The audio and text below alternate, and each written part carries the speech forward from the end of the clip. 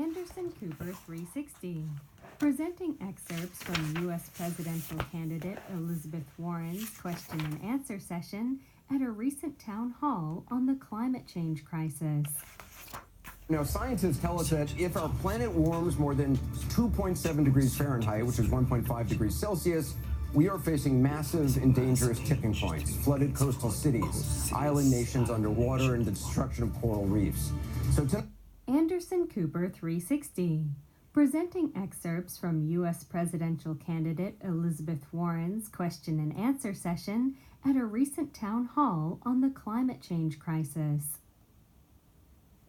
Now, scientists tell us that if our planet warms more than 2.7 degrees Fahrenheit, which is 1.5 degrees Celsius, we are facing massive and dangerous tipping points, flooded coastal cities, island nations underwater, and the destruction of coral reefs. Now, scientists tell us that if our planet warms more than 2.7 degrees Fahrenheit, which is 1.5 degrees Celsius, we are facing massive and dangerous tipping points, flooded coastal cities, island nations underwater, and the destruction of coral reefs. Now, scientists tell us that if our planet warms more than 2.7 degrees Fahrenheit, which is 1.5 degrees Celsius, we are facing massive and dangerous tipping points, flooded coastal cities, island nations, and the water, the destruction of coral reefs. If our planet warms more than 2.7 degrees Fahrenheit, which is 1.5 degrees Celsius, we are facing massive and dangerous tipping points, flooded coastal cities, island nations underwater, and the destruction of coral reefs. So tonight, CNN is dedicating an entire night to the climate emergency and how the top 10 Democratic presidential candidates plan to address this urgent threat. Coming up, Senator Elizabeth Warren is next. CNN is dedicating an entire night to the climate emergency and how the top 10 Democratic presidential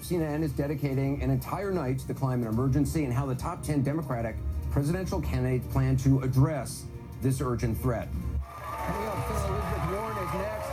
CNN is dedicating an entire night to the climate emergency and how the top 10 Democratic presidential candidates plan to address this urgent threat. Coming up, Senator Elizabeth Warren is next. CNN is dedicating an entire night to the climate emergency and how the top 10 Democratic presidential candidates plan to address this urgent threat. CNN is dedicating an entire night to the climate emergency and how the top 10 Democratic presidential candidates plan to address this urgent threat. Coming up, Senator Elizabeth Warren is next. CNN is dedicating an entire night to the climate emergency and how the top 10 Democratic presidential candidates plan to address this urgent threat. CNN is dedicating an entire night to the climate emergency and how the top 10 Democratic presidential candidates plan to address this urgent threat.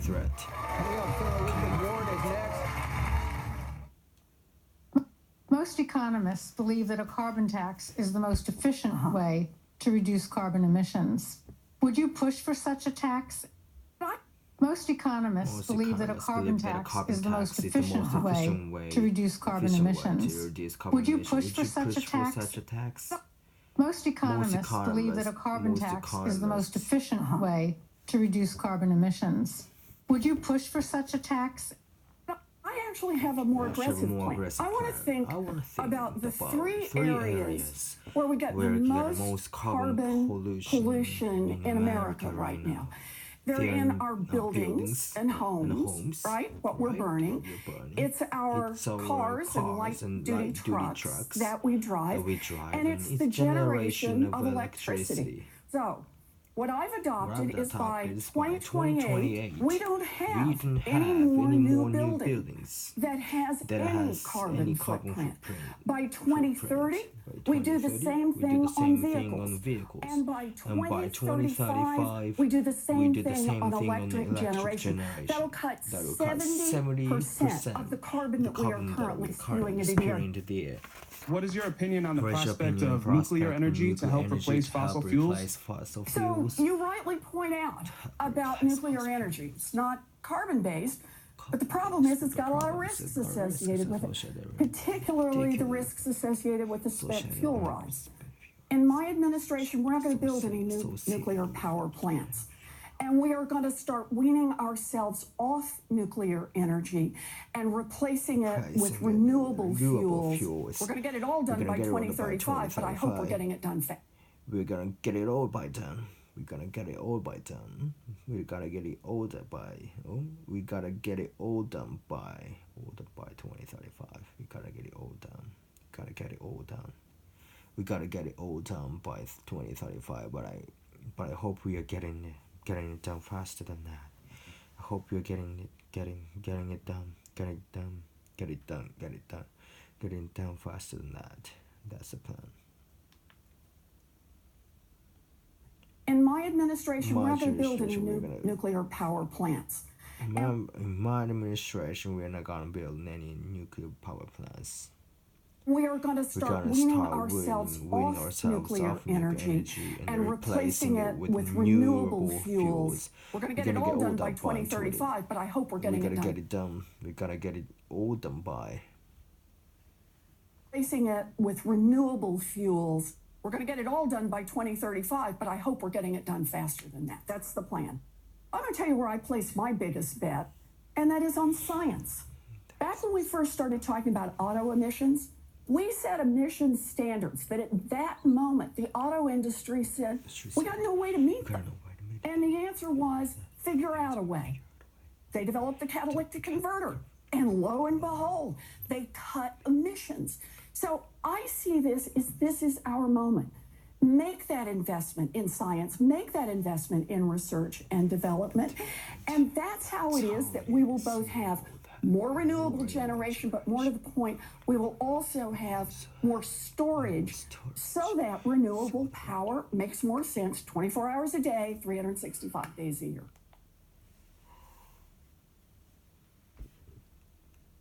What is your opinion on the prospect of nuclear energy to help replace fossil fuels? So you rightly point out about nuclear energy. It's not carbon-based, but the problem is it's got a lot of risks associated with it, particularly the risks associated with the spent fuel rods. Spent fuel rods. これ聞き取りたいね。Spent fuel rods. Administration, we're not going to build any nuclear power plants. We're not going to build any more. We're not going to build any new nuclear power plants. We're not going to build any new nuclear power plants. And we are going to start weaning ourselves off nuclear energy and replacing it with renewable fuels. We're going to get it all done by 2035, but I hope we're getting it done faster than that. That's the plan. I'm going to tell you where I place my biggest bet, and that is... I'm going to tell you. I'm going to tell you where I place my biggest bet, and that is on science. Back when we first started talking about auto emissions, we set emissions standards that at that moment the auto industry said, we got no way to meet them. And the answer was, figure out a way. They developed the catalytic converter, and lo and behold, they cut emissions. So I see this is our moment. Make that investment in science, make that investment in research and development. And that's how it is that we will both have more renewable generation, but more to the point, we will also have more storage so that renewable power makes more sense 24 hours a day, 365 days a year. I'm from the island of Jean Charles, Biloxi, Chittimacha, Choctaw tribe. We've been dubbed as the first American climate refugees. We had a front row seat to climate change for the past 20 years. I had to move from my island home when I was little due to mold-induced asthma and from repeat flooding. What changes would you make to support communities like mine who face community-wide displacement and cultural erasure? I see it this way. Everything we spend on climate has to be about reducing our carbon footprint. It has to be about justice as well, though. For people who've been displaced, for workers who've been displaced, for people in communities of color who have for generations now been the ones where the toxic dumps got sited next to their homes. their children breathe the nasty particulates that brought on asthma. Their seniors died earlier. So part of what I have reference to in the plan is making sure that this money goes down to the community level, that it doesn't just all happen in 2 or 3 places around the country that can make the most noise, that it doesn't go, I'll just be blunt, to governors. It goes all the way down to the communities that are affected.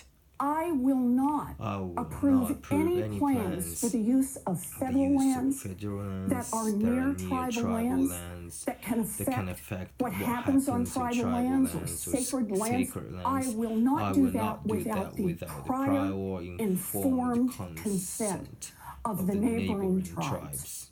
This is the Motiva oil refinery. It is in Port Arthur, but it's owned by a Saudi Arabian company that made more profit, twice as much profit as Apple computers last year. Although right next door, I met a family in a $60,000 house that can't afford to fix the mold from Harvey. I met a family in a $60,000 house that can afford to fix can't afford to fix the mold from Harvey. Twice as much profit as Apple computers last year. Although right next door, I met a family in a $60,000 house that can't afford to fix the mold from Harvey. Even though they understand the problems, they would tell you, please don't shut them down because I will die of starvation before I die of pollution. They're worried about jobs. And so what do you tell the pipe fitter? They're worried about jobs. They're worried about jobs. They're worried about jobs. And so what do you tell the pipe fitters and what do you tell the pipe fitters about jobs? And so what do you tell the pipe fitters and what do you tell? What do you tell? About jobs. And so what do you tell the pipe fitters and cafeteria workers in Port Arthur? What will happen to them if these places go dark? So I would say two things to that. The first one is that's not the only job in Port Arthur over the next 20 years. Port Arthur is going to need a lot of infrastructure, rebuilding and strengthening. It's going to need a lot of help right on the water. Those are good jobs. But part two is who's making the real money off Port Arthur and those workers. It's the investors. It's the Saudis who own this company. How is it in a democracy that we could have a handful of corporations that year after year keep dragging in bigger and bigger profits while the oceans continue to rise, while your home disappears, while your children have asthma, while people die? That's not right. And the reason it is happening is Washington. Washington is corrupt. It is taking money from the fossil fuel industry, from the big polluters, and it's doing exactly what they want. So the way I see this is we have to attack the corruption head on. This is our future. This is our children's future. This is our grandchildren's future, and we are running out of time. Her main theme is to, oh gosh, theme is to attack the corrupt government. Anderson Cooper 360, presenting excerpts from U.S. presidential candidate Elizabeth Warren's question and answer session at a recent town hall on the climate change crisis. Now, scientists tell us that if our planet warms more than 2.7 degrees Fahrenheit, which is 1.5 degrees Celsius, we are facing massive and dangerous tipping points, flooded coastal cities, island nations underwater, and the destruction of coral reefs. So tonight, CNN is dedicating an entire night to climate emergency and how the top 10 Democratic presidential candidates plan to address this urgent threat. Elizabeth Warren is next. Most economists believe that a carbon tax is the most efficient way to reduce carbon emissions. Would you push for such a tax? I actually have a more aggressive plan. I want to think about the three areas where we get the most carbon pollution in America right now. They're in our buildings and homes, right? What we're burning. What we are burning. It's our cars and light-duty trucks that we drive. And it's the generation of electricity. So what I've adopted is by 2028, we don't have any more new building that has any carbon footprint. By 2030, we do the same thing on vehicles. And by 2035, we do the same thing on electric generation. That'll cut 70% of the carbon that we are currently spewing into the air. What is your opinion on the prospect of nuclear energy to help replace fossil fuels? So you rightly point out about nuclear energy. It's not carbon-based. But the problem is there are risks associated with it, particularly the risks associated with the spent fuel rods. In my administration, we are not going to build any nuclear power plants. And we are going to start weaning ourselves off nuclear energy and replacing it with renewable fuels. We're going to get it all done by 2035, but I hope we're getting it done faster than that. That's the plan. I'm going to tell you where I place my biggest bet, and that is on science. Back when we first started talking about auto emissions, we set emission standards that at that moment the auto industry said, we got no way to meet them. And the answer was, figure out a way. They developed a catalytic converter, and lo and behold, they cut emissions. So I see this is our moment. Make that investment in science, make that investment in research and development, and that's how it is that we will both have more renewable generation, but more to the point, we will also have more storage so that renewable power makes more sense 24 hours a day, 365 days a year. I'm from the Alana Jean Charles Biloxi Chittimacha Choctaw tribe. We've been dubbed as the first American climate refugees. We had a front row seat to climate change for the past 20 years. I had to move my home from my island home when I was little due to mold-induced asthma and from repeat flooding. What changes would you make to support communities like mine who face community-wide displacement and cultural erasure? I see it this way. Everything we spend on climate has to be about reducing our carbon footprint. It has to be about justice as well, though. For people who've been displaced, for workers who've been displaced, for people in communities of colors who have for generations now been the ones where the toxic dumps got sited next to their homes. Their children breathed the nasty particulates that brought on asthma. Their seniors died early. So part of what I have reference to in the plan is making sure that this money goes down to the community level. That it doesn't just all happen in 2 or 3 places around the country that can make the most noise. That it doesn't go, I'll just be blunt, to governors. It goes all the way down to the communities that are affected. I will not approve any plans for the use of federal lands that are near tribal lands that can affect what happens on tribal lands or sacred lands. I will not do that without the prior informed consent of the neighboring tribes. This is the Motiva oil refinery. It is in Port Arthur, but it's owned by a Saudi Arabian company that made more profit, twice as much profit as Apple computers last year. Although right next door, I met a family in a $60,000 house that can't afford to fix the mold from Harvey. Even though they understand the problems, they would tell you, please don't shut them down because I will die of starvation before I die of pollution. They're worried about jobs. And so what do you tell the pipe fitters and the cafeteria workers in Port Arthur? What will happen to them if these places go dark? So I would say two things to them. The first one is that's not the only job in Port Arthur over the next 20 years. Port Arthur is going to need a lot of infrastructure, rebuilding and strengthening. It's going to need a lot of help right on the water. Those are good jobs. But part two is who's making the real money off Port Arthur and those workers. It's the investors, it's the Saudis who own this company. How is it in a democracy that we could have a handful of corporations that year after year keep dragging in bigger and bigger profits while the oceans continue to rise, while your home disappears, while your children have asthma, while people die. That's not right. And the reason it is happening is Washington. Washington is corrupt. It is taking money from the fossil fuel industry, from the big polluters, and it's doing exactly what they want. So the way I see this is we have to attack the corruption head on. This is our future. This is our children's future. This is our grandchildren's future, and we are running out of time.